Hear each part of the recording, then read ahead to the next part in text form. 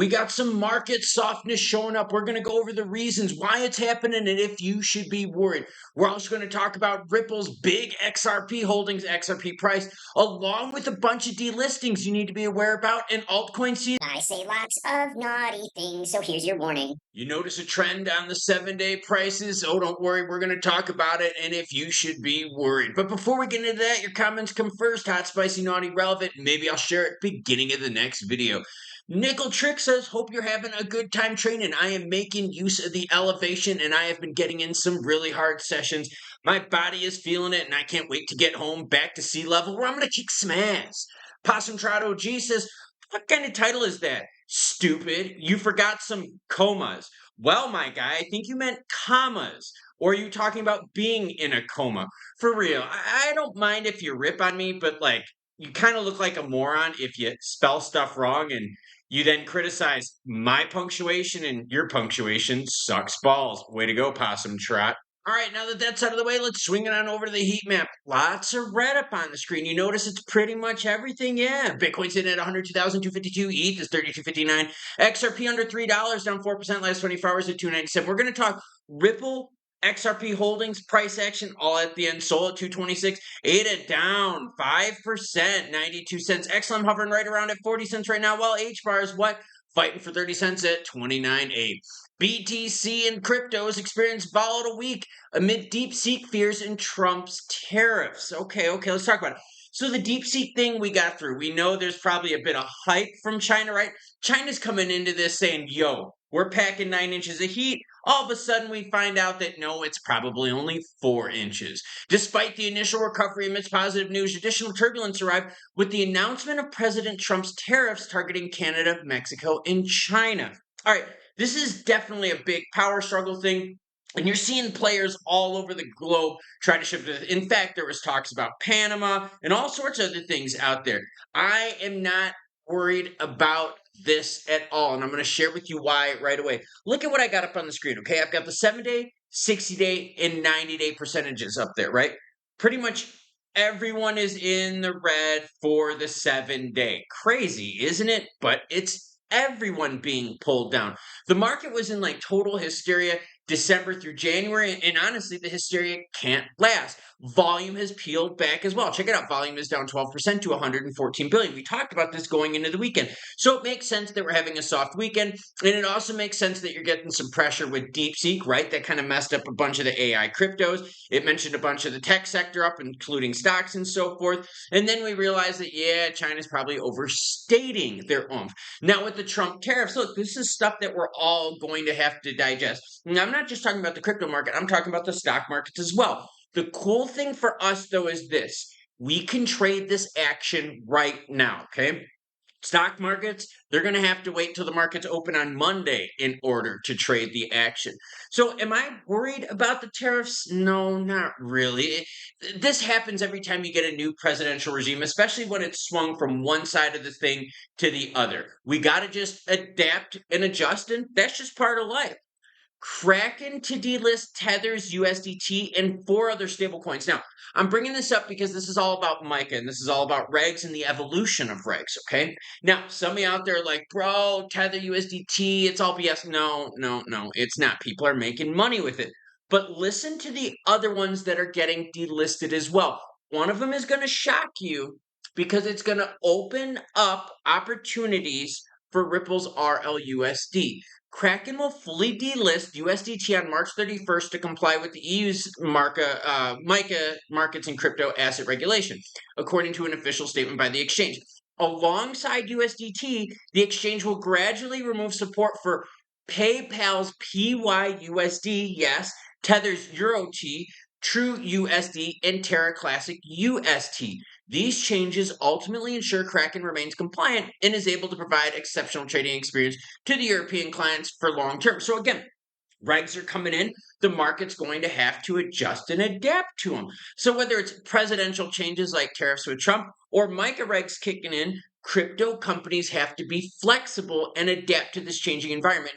And when we zoom out and we look at this, we have to understand that we are like at the beginning of like regs taking over, right? A lot of regs out there in their infancy stages, and a lot of places are using regs that are like way outdated. Hello, United States, I'm talking about you. So honestly, again, not worried about this at all. In fact, what are we seeing? We're starting to kind of creep into a little bit of altcoin season. I kind of dig it, okay? So as we start seeing these regs come in, as we start seeing the markets kind of navigate these waters, the alts are appearing to do slightly better. Good news for you alt fans out there. Now let's talk some Ripple and XRP direct news because I know that's why you're here. Q4 2024, Ripple's XRP market summary report. And by the way, if you want to read that report, guess what, everyone? I've got it, linked in the description below. It's actually a pretty good read. It kind of goes over a bunch of stuff, but I'm going to highlight a couple things, okay? Increased trading volumes and market performance. We know about that, okay? Expansion of XRP ledger and stablecoin adoption. We know about that. We're going to be tracking RLUSD quite heavily. And in fact, RLUSD just hit $100 million in market cap, and RLUSD, which is just now a couple months old, is blowing the doors off of PayPal's PYUSD. And remember, stablecoins are about trust in the company that issues them. So you know how a lot of you out there don't trust like Tether and USDT stuff, right? So you're not going to put your money there. But if you trust Ripple's RLUSD and you could get a juicy return on it, well, you would put your money there instead, right? See, that's what I'm saying. It's all about trust. Let me share with you this. This is a big stat, and this should make you feel confident going forward. Ripple's XRP holdings in the escrow update. The report also provided an update on Ripple's XRP holdings. As of December 31st, the company holds 4.48 billion XRP. Now, go to the price of XRP, multiply 4.48 billion times $3, and whoa, you're talking well over 13 billion in available liquidity for the company. Why is this big?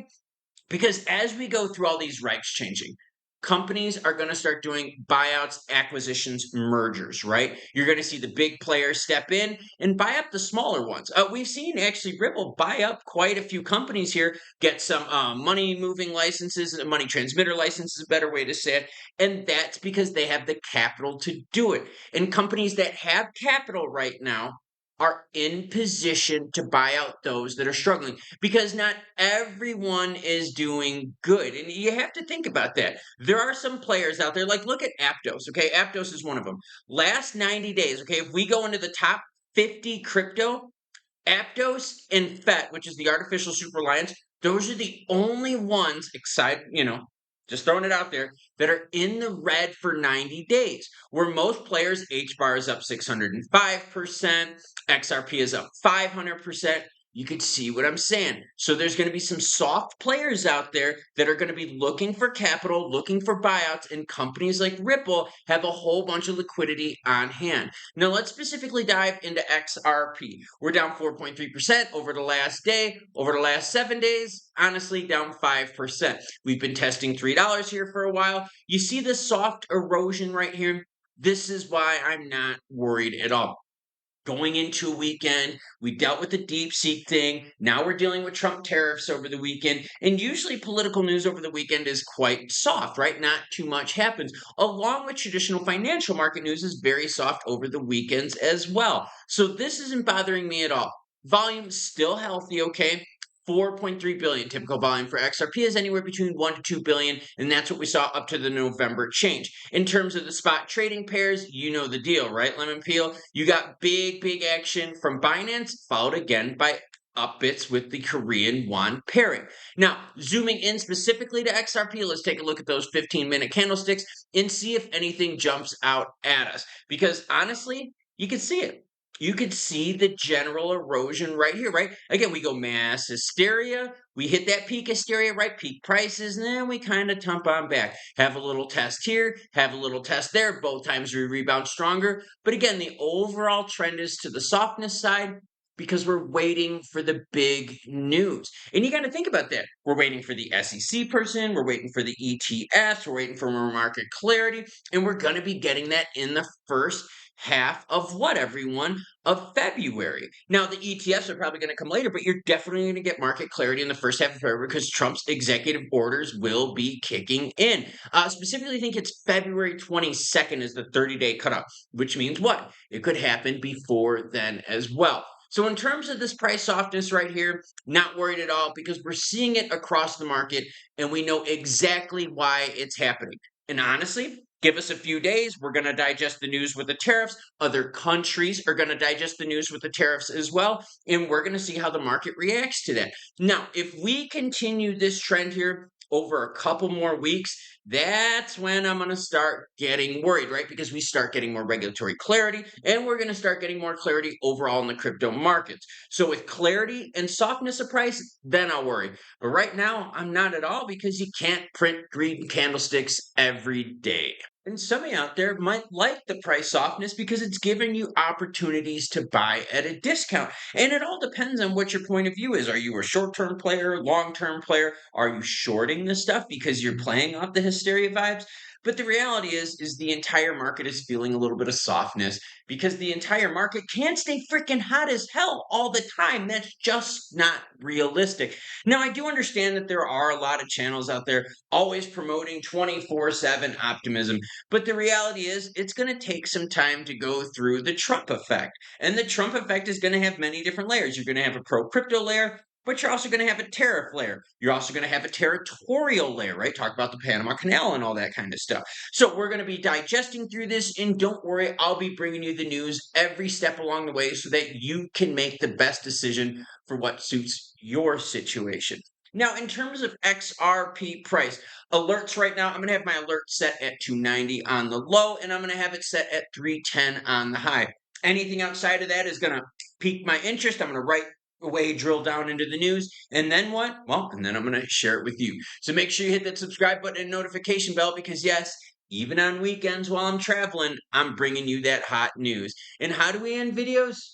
Ooh, with Luigi kicking a little bit of A, and also by this. Choo choo, bitches.